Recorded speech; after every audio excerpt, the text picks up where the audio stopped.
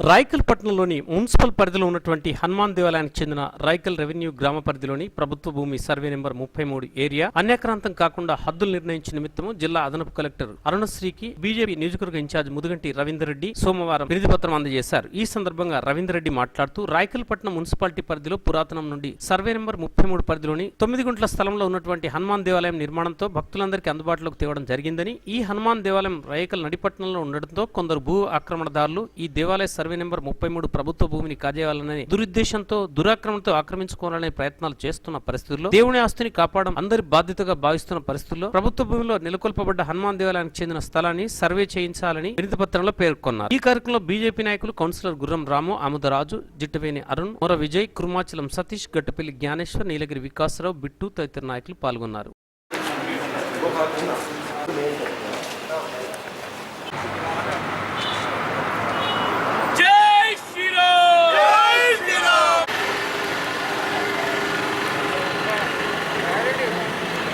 పురాతనమైనటువంటి దేవాలయం నాగారం హనుమాన్ టెంపుల్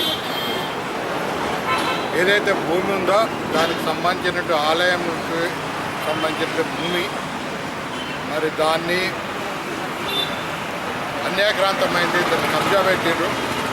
మరి ఆ భూమిని తిరిగి ఇప్పించమని గత 12 రోజులుగా విశ్వ హిందూ పరిషత్, అదేవిధంగా ఛత్రపతి శివాజీ హిందూ యువసేన ఆధ్వర్యంలో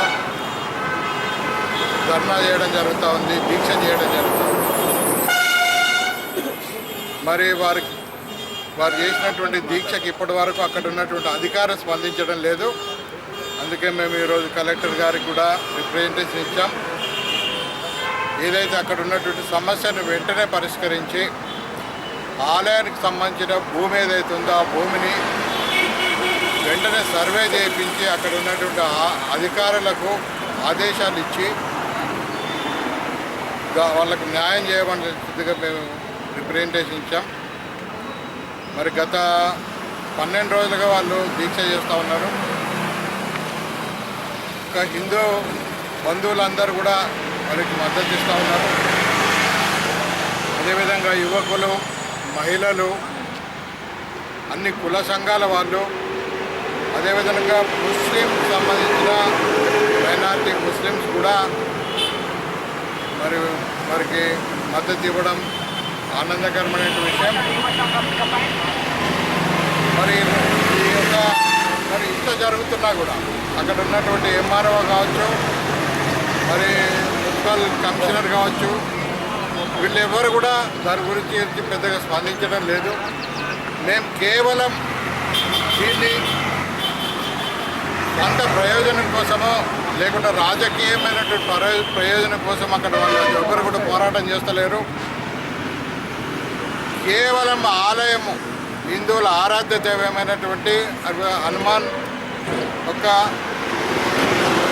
ఆంజనేయుని యొక్క భక్తులు, మరి ఆ భూమికి సంబంధించి దాని న్యాయంగా రావాల్సిన భూమి కోసం అని చెప్పి పోరాటం చేస్తూ ఉన్నారు. మరి దీనికి ఎందుకు అధికారులు స్పందించలేరో అర్థం కావట్లే. మరి ఇక్కడ ఉన్నటువంటి మన ఎమ్మెల్యే గారు కూడా ఈ విషయంలో స్పందించట్లేదు. గతంలో మేము మరి శ్మశాన వాటికల గురించి కూడా మాట్లాడాం. చింతకుంట శ్మశాన వాటిక కావచ్చు, మూత శ్మశాన వాటిక కావచ్చు, మరి అదేవిధంగా గొల్లపేటలో శ్మశాన వాటిక కావచ్చు. ఇవన్నీ విషయాలు కూడా మేము గతంలో మాట్లాడినాం. ఎందుకంటే నేను గతంలో చెప్పాను, హిందువులకు దేవాలయాలు ఎంత ప్రాధాన్యత ఉంటుందో అదేవిధంగా శ్మశాన వాటికలు కూడా అంతే ప్రాధాన్యత ఉంటుందని. మరి భూములు ఆక్యుపై చేసుకొని అన్ని మతస్థులు కూడా అందులోకి వచ్చేసి నిర్మాణం చేసుకుంటూ ఉంటే, మరి మేము అనేక సార్లు విజ్ఞప్తి చేస్తే కూడా దీని మీద ఎప్పుడు కూడా ఎమ్మెల్యే గారు స్పందించలేదు.